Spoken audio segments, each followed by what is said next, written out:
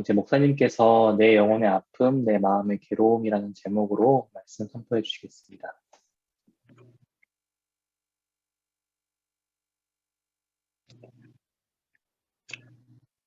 네, 반갑습니다. 우리 주사랑교회 성도님 여러분.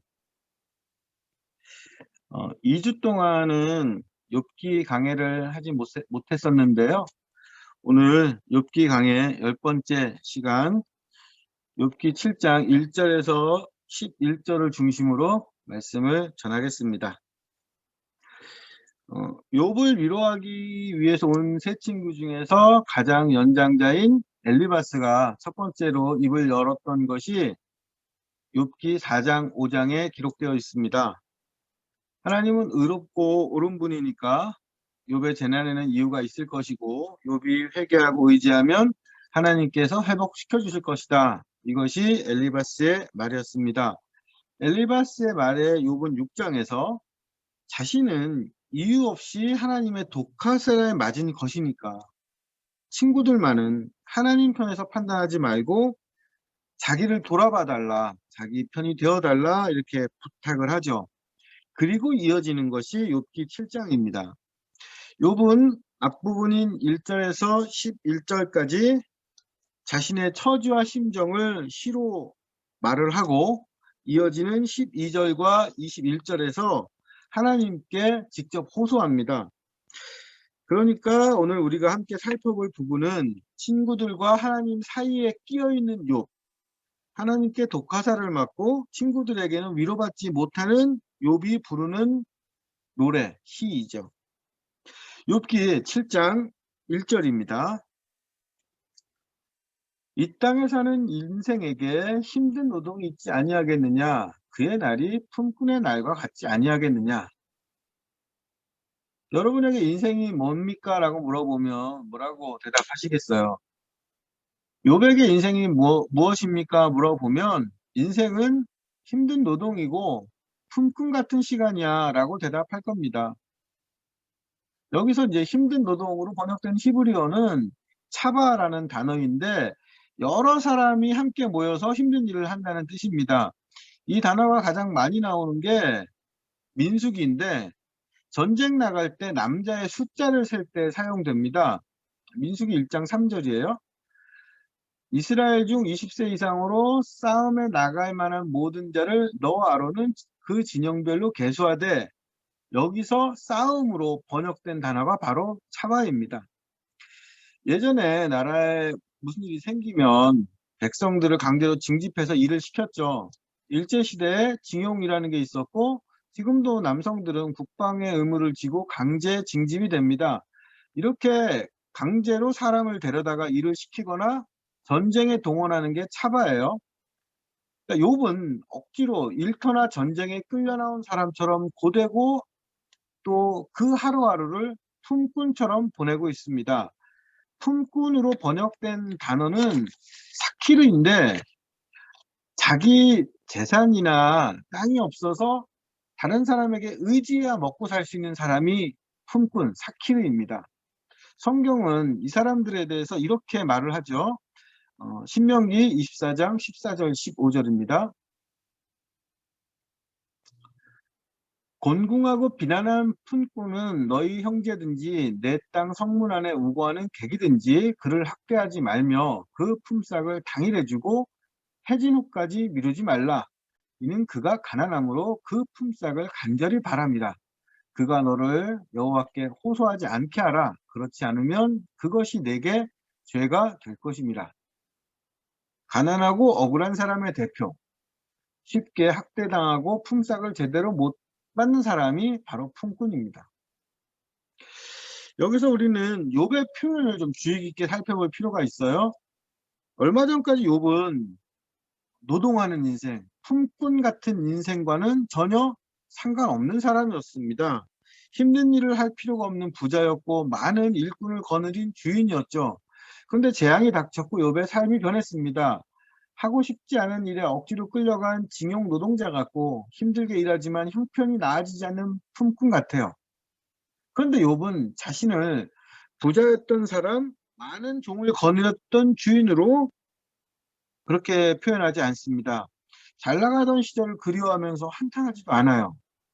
욥은 자신을 고된 노동을 하는 일꾼들, 가진 것 없는 품꾼 같은 사람으로 여깁니다. 예전에 높았던 자기가 아니라 지금 현실에 있는 낮은 사람들과 자기를 일치시키고 그들의 괴로움으로 자기의 괴로움을 표현하죠.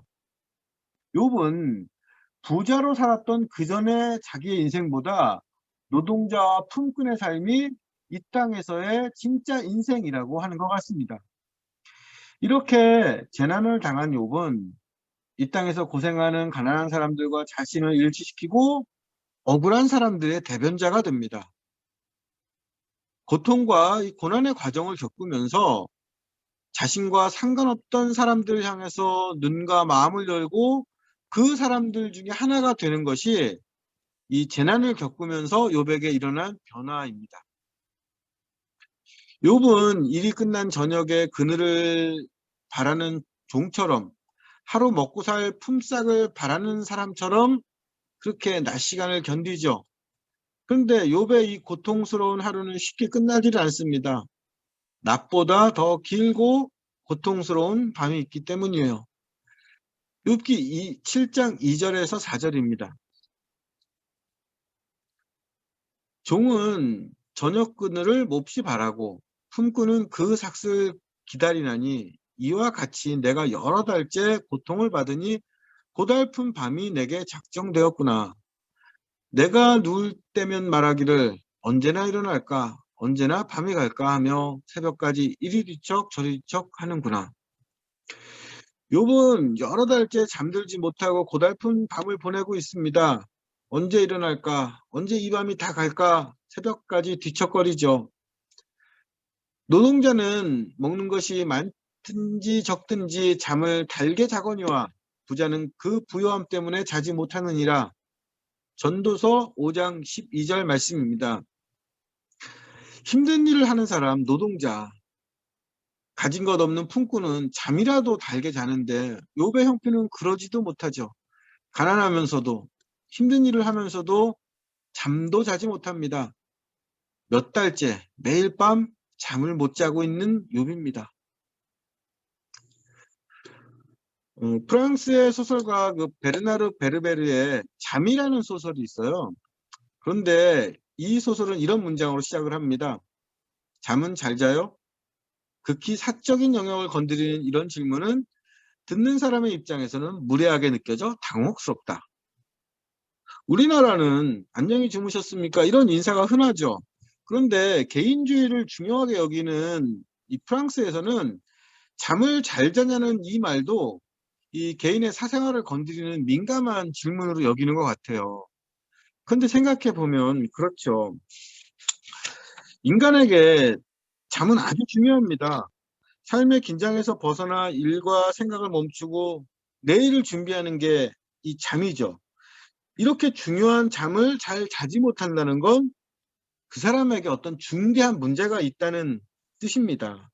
그래서 개인을 중요하게 여기는 사회에서는 이런 질문을 사적이고 무례한 질문으로 여기는 것 같아요. 제 주변에도 불면증으로 고생하는 분들이 있는데 그 불면증의 괴로움은 겪어보지 않은 사람은 모른다고 하더라고요. 그런데 욥은 불면증 때문에 잠을 못 자는 게 아닙니다. 욥기 7장 5절 6절입니다. 내 살에는 구더기와 흙덩이가 의복처럼 입혀졌고 내 피부는 굳어졌다가 터지는구나. 나의 날은 배틀의 북보다 빠르니 희망 없이 보내는구나. 발바닥에서 정수리까지 종기가 나는 병에 걸린 욥은 온몸이 구더기가 기어다니는 것처럼 가렵다가 움직일 때마다 부스럼이 흙덩이처럼 떨어집니다. 피부가 굳었다가 터져서 쓰라려요. 지금은 의술이 발달해서 수면 유도제가 있고 큰 수술을 하거나 병이 있으면 진통제라도 맞는데 이런 방법이 없던 시대의 욥은 밤마다 고통에 잠을 못 잡니다. 그런데 잠 못 자는 그 밤은 아주 긴데 생각해보면 아무것도 하지 못한 하루는 너무 짧아요. 배틀의 북처럼 빠르게 지나가고 더 나아질 희망이 보이지 않습니다. 이렇게 몸의 괴로움으로 잠을 자지 못하는 욥에게 떠오르는 게 막막함과 불안과 슬픔이죠. 욥기 7장 7절에서 10절입니다. 내 생명이 한낱 바람 같음을 생각하옵소서. 나의 눈이 다시는 행복을 보지 못하리이다. 나를 본 자의 눈이 다시는 나를 보지 못할 것이고 주의 눈이 나를 향하실지라도 내가 있지 아니하리이다. 구름이 사라져 없어진 같이 스올로 내려가는 자는 다시 올라오지 못할 것이오니 그는 다시 자기 집으로 돌아가지 못하겠고 자기 처소도 다시 그를 알지 못하리이다. 몸이 아파서 밤이 깊도록 이리 뒤척 저리 뒤척 하다가 욥이 생각을 합니다. 자기 생명은 이제 바람처럼 사라지고 자기 인생에 이제는 행복 같은 거는 다시 없을 것 같아요. 이제 얼마 뒤면은 사람들이 나를 찾을 수도 없게 되겠지. 주님이 살펴보시려고 해도 죽고 사라졌겠지. 뜬구름처럼 사라져서 무덤에 들어가겠지. 그리고 다시는 내가 살던 집으로 돌아오지 못하겠지. 몸의 아픔과 함께 욥은 곧 사라질 이 땅에서의 삶을 슬퍼합니다. 예전에 상담학 수업을 들었는데 그때 교수님이 죽고 싶다고 말하는 사람은 살 이유를 찾는 사람이니까 죽음이라는 말 뒤에 있는 살고 싶다는 말을 잘 들어주라고 가르쳐 주셨어요. 그럼 이 슬픔과 한탄에 숨어있는 욥의 진짜 마음은 뭘까요? 생명의 기운이 바람처럼 다시 한번 나에게 불어왔으면 좋겠다. 한 번만 더 행복해 봤으면 좋겠다. 죽기 전에 주님과 사람들을 만나고 싶다. 그런 바람일 겁니다. 그런데 이건 잠들지 못하는 욥에게 불가능한 것처럼 보이죠. 프리다 칼로라는 유명한 멕시코 화가가 있습니다. 이분은 버스를 타고 가다가 큰 교통사고를 당해서 척추부터 다리까지 온몸이 다 부서지다시피 했고 35번이나 재활 수술을 했습니다. 이런 삶을 표현한 작품이 있어요. 제목이 부서진 기둥이라는 작품입니다. 이 그림을 보면 뭔가 섬뜩하고 불쾌한 느낌까지 들어요. 누군가의 고통을 시각적으로 표현했기 때문입니다. 그림을 보면 온몸이 못에 박혀 있어요. 그리고 보호대로 묶여 있죠. 등과 허리는 쇠기둥이 꽂혀 있는 것 같고 이 얼굴을 보면 괴로움에 눈물 범벅입니다. 이분 자서전을 보면은 사고를 당한 후에 한 번도 편안하게 누워서 잠을 잡은 적이 없대요. 35번 수술을 했는데 그때마다 죽고 싶을 만큼 아플 뿐 좋아지지 않아서 그게 더 괴로웠다고 합니다. 욥은 이런 고통을 시로 표현한 거고 이분은 그림으로 표현한 거죠. 프리다 칼로는 욥기 7장에 나오는 욥의 심정을 잘 이해할 겁니다. 욥기 7장에 나오는 그 고통을, 욥의 심정을 가장 잘 이해할 수 있는 사람은 누굴까요? 신앙이 좋은 사람이 아니라 몸이 아프고 마음이 아파서 밤새 뒤척여본 사람일 겁니다. 오늘 함께 읽은 욥의 시를 읽고서 나도 이런 적이 있었어. 이건 내 경험이야. 내 심정이야. 이렇게 말할 수 있는 분은 고통과 근심으로 밤을 새워본 적 있는 분, 이 시대에 또 다른 욥이라고 할 수 있을 겁니다. 힘든 노동을 하는 품꾼처럼 괴롭게 낮을 보내고 그리고 또 잠을 자지 못하고 뜬 눈으로 밤을 새운 욥이 말합니다. 욥기 7장 11절입니다. 그런즉 내가 내 입을 금하지 아니하고 내 영혼의 아픔 때문에 말하며 내 마음의 괴로움 때문에 불평하리이다.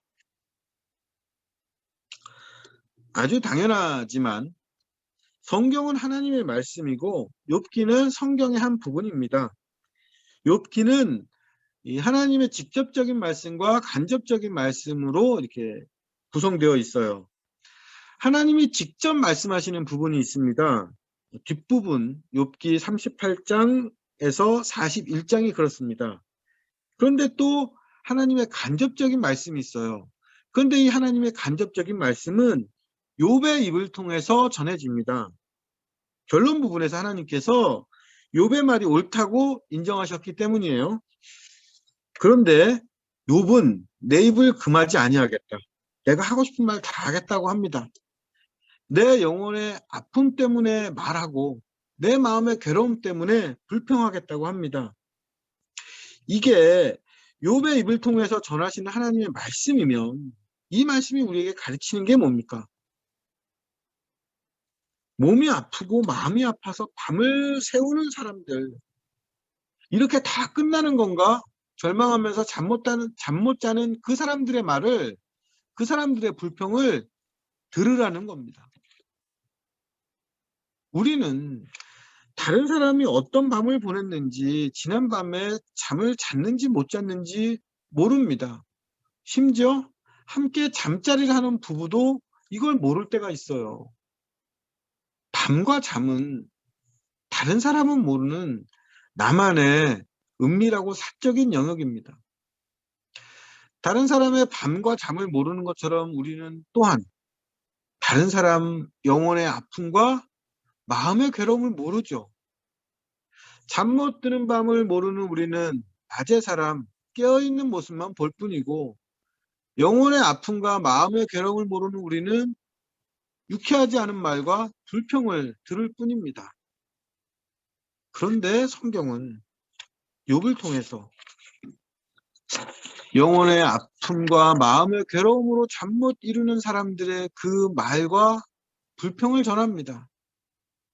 우리는 이걸 하나님의 말씀으로 들어야 하는 거죠. 인생을 한탄하는 말을 듣고 하나님께 불평하는 말을 들을 때, 저 사람은 참 부정적이야. 신앙적으로 문제가 있어. 이렇게 판단하기 전에 그 사람에게 남 모르는 영혼의 아픔과 마음의 괴로움이 있고, 어쩌면 그 전날 밤 그 아픔과 괴로움 때문에 밤새 잠을 자지 못했을 거라고 생각해 주어야 한다는 겁니다. 그 사람이 입을 열어서 밤새 뒤척이며 했던 고민을 말할 수 있게 해주고, 영혼의 아픔과 마음의 괴로움을 털어놓을 수 있도록 우리도 영혼을 열고 마음으로 들어줘야 하는 겁니다. 또한 욥기는 우리에게 알려줍니다. 욥이 진정으로 하나님을 만난 건 이 땅의 삶, 힘든 노동과 숨꾼의 날들을 통해서였습니다.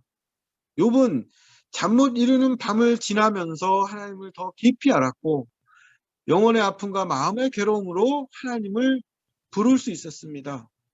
욥의 한탄과 불평은 하나님이 듣는 기도였습니다. 여호와께서 사랑하시는 자에게 잠을 주신다. 이 말씀처럼 저는 우리 성도님들이 편안하게 잠을 잘 자고 영혼이 잘 되고 마음이 즐겁기를 바라고 간구합니다. 그런데 이 소망은 잠 못 이루면서 뒤척이는 그 사람의 영혼과 마음을 우리의 삶으로 받아들였을 때, 그때 비로소 하나님께 전해지는 진실한 소망과 기도가 될 수 있습니다.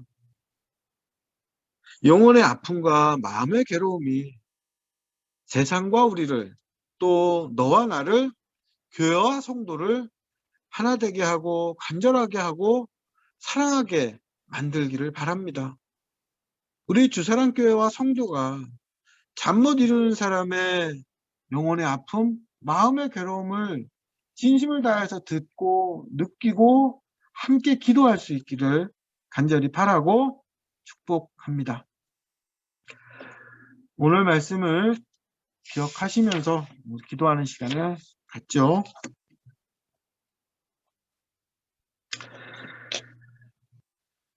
힘든 노동, 품꾼의 날과 같은 인생이죠. 저녁 그늘을 바라고 품삯을 기다리는 그런 사람 중에 또한 우리도 있습니다. 우리에게 또 이 세상을 살아가는 사람들에게 하루하루 살아갈 힘과 일용할 양식 주시고 때마다 일마다 돕는 은혜 주시기를 기도하겠습니다. 특별히 또 우리 젊은 친구들 하루하루 미래를 위해서 정말 힘을 다하고 시간을 아껴가면서 수고하는 우리 청년들 또 성도님들이 있습니다. 이분들 기억하시면서 기도해 주세요. 잠 못 자면서 근심하는 사람들이 정말 많아요. 몸의 아픔으로 밤을 새는 사람들, 여러 걱정으로 잠이 오지 않는 분들이 많이 있습니다. 언제 일어날까, 언제 밤이 갈까 뒤척이며 근심하는 이들을 위해서 기도해 주세요. 특히 또 코로나 후유증과 또 질병과 여러 아픔이 있는 분들이 있습니다. 이분들의 건강과 일상을 위해서 기도해 주시길 바랍니다. 우리 영혼의 아픔과 마음의 괴로움을 하나님께 아뢰면서 살피고 위로해 주시길 기도하겠습니다. 또 이 세상에 아프고 괴로운 영혼과 마음이 얼마나 많을까요? 우리가 한 사람의 아픔과 괴로움이라도 듣고 함께 할 수 있기를, 그들을 위해서 기도할 수 있기를 간구합니다. 함께 기도하는 시간 갖죠.